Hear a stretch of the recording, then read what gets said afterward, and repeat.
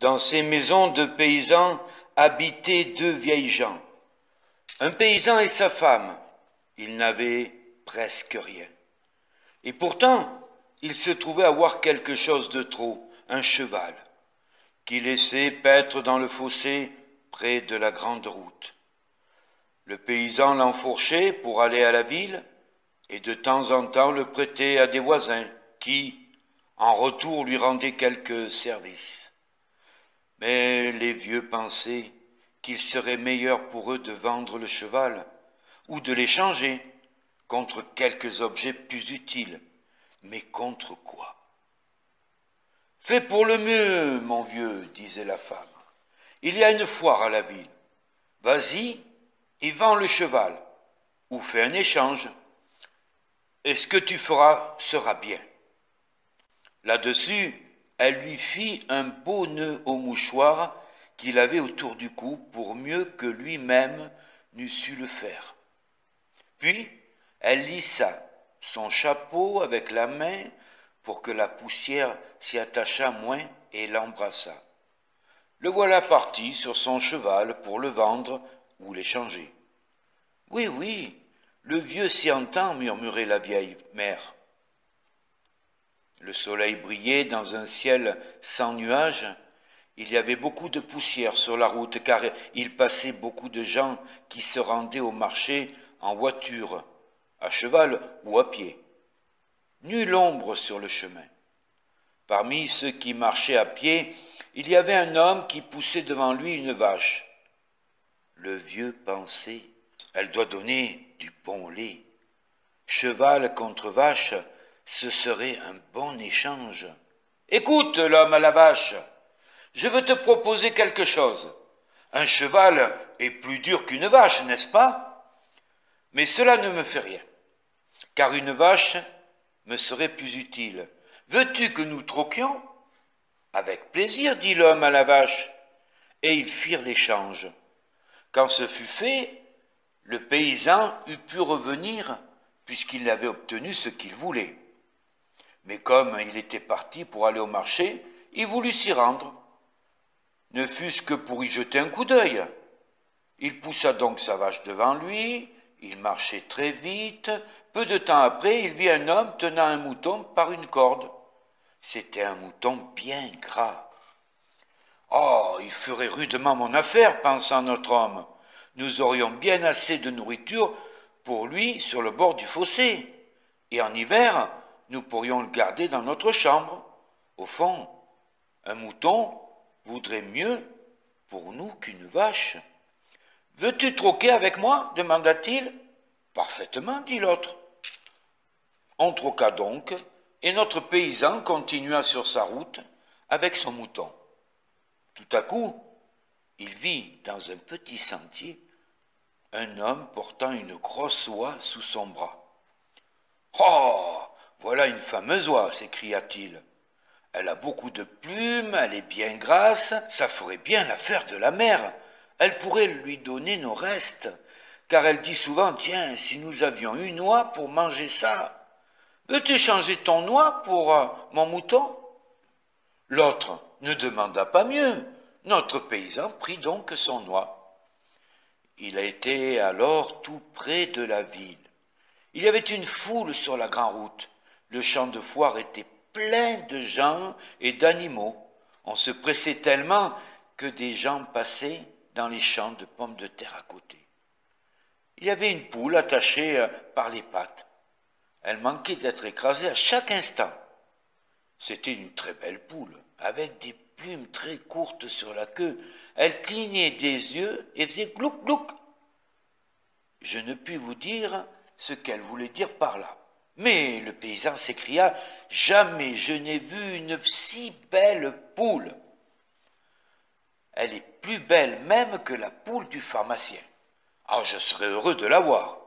Une poule trouve toujours à se nourrir sans qu'on s'occupe d'elle. Ce serait un bon échange. »« Voulez-vous changer votre poule pour mon oie ?» demanda-t-il au receveur de l'octroi.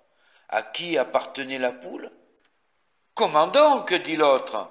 Le paysan prit la poule et le receveur prit l'oie. Notre homme avait bien employé son temps, il avait chaud et se sentait fatigué. Un verre d'eau de vie et un peu de pain lui étaient bien dus. Justement, il y avait une auberge. Il entra. Mais au même moment arriva un garçon portant un sac plein sur le dos. « Qu'as-tu là-dedans » demanda notre paysan. « Des pommes gâtées, dit l'autre. Tout un sac pour les cochons. »« Tout un sac plein de pommes ? Quelle richesse !» Voilà ce que je voudrais bien apporter à ma femme. L'an dernier, nous n'avons eu qu'une pomme sur notre vieux pommier. Nous l'avons laissée sur notre commode jusqu'à ce qu'elle pourrit. Cela prouve qu'on est à son aise, disait la mère.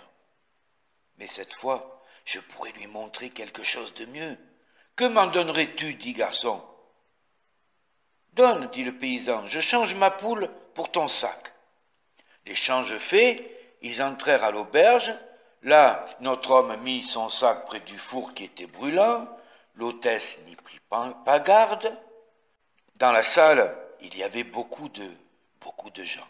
Des maquignons, des marchands de bœufs, pas mal de gens de la campagne, quelques ouvriers qui jouaient entre eux dans un coin, et enfin, à un bout de la table, 2 Anglais, moitié touristes, moitié marchands, et qui étaient venus à la ville pour voir si quelques occasions ne se présenteraient pas de trouver une bonne affaire. N'ayant rien rencontré, ils étaient attablés et regardaient avec indifférence le reste de la salle. On sait que les Anglais sont presque toujours si riches que leurs poches sont bondées d'or. De plus, ils aimaient à parier à propos de n'importe quoi. Rien que pour se créer une émotion passagère qui les change un instant de leur froideur continuelle. Or, voici ce qui arriva. Psst, psst, entendirent-ils près du feu. Mais qu'est-ce ? Demandèrent-ils. Le paysan leur conta l'histoire du cheval, échangé contre une vache, et ainsi de suite jusqu'aux pommes. Tu vas être battu à ton retour, dirent les Anglais. Tu peux t'y attendre. Battu ? Non, non, j'aurai un baiser et l'on me dira ce que le père fait est toujours bien fait. Nous parierons bien un boisseau d'or que tu te trompes. 100 livres si tu veux. Un boisseau me suffit, dit le paysan. Mais moi, je ne puis parier qu'un boisseau de pommes. Et je le remplirai jusqu'à bord. Alors, toupons-là. 100 livres contre un boisseau de pommes. Et le pari fut fait. La carriole de l'aubergiste fut commandée, et tous les 3 y montèrent avec le sac de pommes. Les voici arrivés. Bonsoir, la mère. Dieu te garde, mon vieux. L'échange est fait ? Ah, tu t'y entends, dit la paysanne pendant que son mari l'embrassait. Oui, j'ai troqué notre cheval contre une vache. Dieu soit loué, dit la mère. Je pourrais désormais faire des laitages, du beurre, du fromage. Excellent échange. Oui, mais j'ai ensuite échangé la vache contre une brebis. C'est encore mieux. Nous avons juste assez de nourriture pour une brebis. Nous aurons du lait, du fromage, des bas de laine et des gilets. Une vache ne donne pas de laine. Comme tu penses à tout. Ensuite, j'ai troqué le mouton contre une oie. Est-ce vrai ? Alors nous pourrons manger de l'oie rôtie à Noël. Tu penses à tout ce qui peut me faire plaisir, mon bon vieux. C'est bien à toi. Nous pourrons attacher notre oie dehors avec une ficelle pour qu'elle ait le temps d'engraisser. Oui, mais j'ai troqué mon oie contre une poule. Une poule ? Oh, la bonne affaire. Elle nous donnera des œufs. Nous les ferons couver et nous aurons des poussins. J'ai toujours rêvé d'en avoir. Oui, oui, mais j'ai échangé ma poule contre un sac de pommes pourries. Cette fois, il faut que je t'embrasse, dit la paysanne ravie. Je te remercie, mon cher homme. Et il faut que je te raconte tout de suite quelque chose. Après que tu étais parti ce matin, je me suis demandé ce que je pourrais te faire de bon pour ton retour. Des œufs au jambon, naturellement. J'avais des œufs, mais il fallait bien aussi de la civette. J'allais donc chez le maître d'école en face. Je savais qu'il en avait. Mais sa femme est très riche. Sans en avoir l'air, je lui demandai de me prêter un peu de civette. Prêter, me dit-elle. Il n'y a rien dans notre jardin, pas même une pomme pourrie. Maintenant, c'est moi qui pourrais lui en prêter. Et tout un sac même. Tu penses si je suis contente, mon petit père. Bravo, dirent les deux Anglais à la fois. La dégringolade ne lui a pas enlevé sa gaieté. Cela vaut bien de l'argent. Ils comptèrent aux paysans l'or sur la table. C'est ce qui prouve que la femme doit toujours trouver que son mari est le plus avisé de tous les hommes et que ce qu'il fait est toujours parfait. Et voici une histoire que je vous ai racontée qui est de Hans Christian Andersen, 1805-1875.